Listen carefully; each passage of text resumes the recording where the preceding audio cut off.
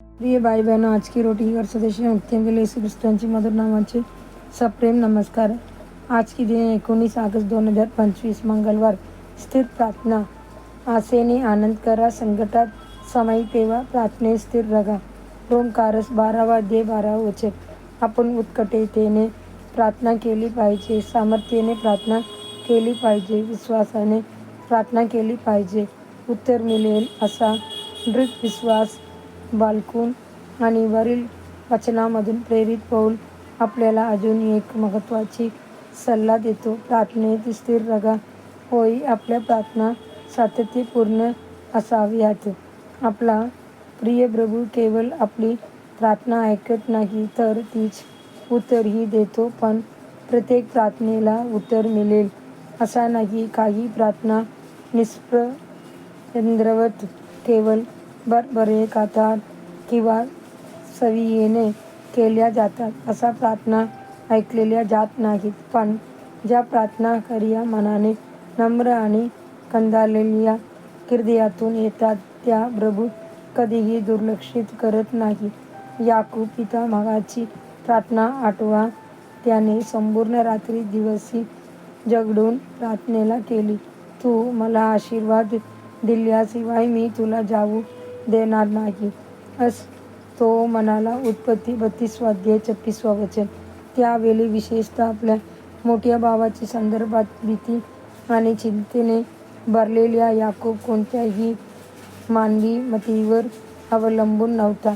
तो फक्त प्रभूला चिकटून राहिला आणि त्या अढळ प्रार्थनेची प्रतिसादात प्रभूने त्याला आशीर्वाद दिला, नवीन नाव इस्रायल दिले आणि भावांमध्ये शांतता प्रस्थापित केली.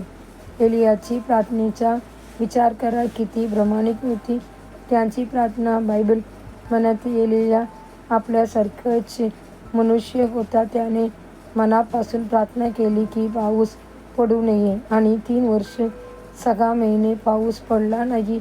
मग त्याने पुन्हा प्रार्थना केली आणि आकाशातून पाऊस पडला आणि भूमीने आपला उत्पन्न दिले. याकूब 5 अध्याय 17 आणि 18 वचन.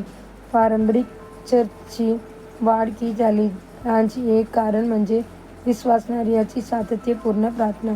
बायबल म्हणते हे सर्वजण एकमेकांना प्रार्थना आणि विनंती करण्यात सतत व्यस्त होते.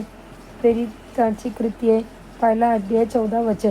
देवाची लाडक्या मुलांनो, तुमची प्रार्थना केवळ औपचारिकतेसाठी नसावी, ती आत्म्याने आणि सत्याने हेतुपूर्ण, सामर्थ्यवान आणि चिकाटीची असावी. मग प्रभू नक्कीच उत्तर देईल. गरज पवित्र्य आहे आणि तुझी आशा नक्कीच संपणार नाही. नीतिसूत्र 23 अध्याय 18 वचन. पुढील चिंतनार्थ वचन. मग देव आपल्या निवडलेल्या लोकांसाठी न्याय करणार नाही का, जे रात्रंदिवस त्याला हाक मारतात आणि तरीही तो त्यांच्यावर दीर्घकाल समय करतो. लूक 18 अध्याय 7 वचन. आजचे बायबल वाचन. सकाळी स्तोत्र शंभरची 3 अध्याय, शंभरची 4 अध्याय. संध्याकाळी 1 कोरिन्थियस 2 अध्याय. धन्यवाद.